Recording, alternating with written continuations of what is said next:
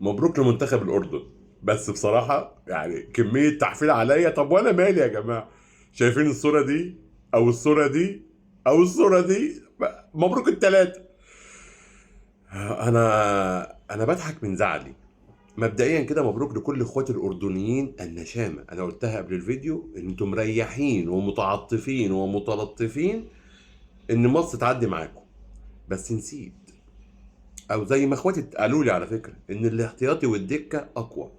فببساطه المعادله، ليه النتيجه 3-0؟ الاحتياطي حبوا يوصلوا رساله للمدرب ان احنا كمان اساسيين، ان احنا كمان جامدين. بالاضافه ان هم لكاس العالم حابين يكونوا مستعدين. بالاضافه ان المنتخب ده غايب منه من 5 ل8 على حسب الاخوات الاردنيين ما قالوا. بالاضافه احترموا جمهورهم اللي كانوا في المدرجات. ما فيش حاجه اسمها ان احنا نتعادل او نخسر طالما نقدر، وهنقعد نجيب جون والتاني والتالت طالما قادرين. ليه؟ جمهورنا يفرح، جمهورنا ينبسط.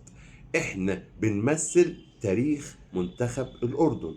اعكس كل ده بالنسبه لمنتخب مصر، هتعرف ليه مصر خسرت بالثلاثه.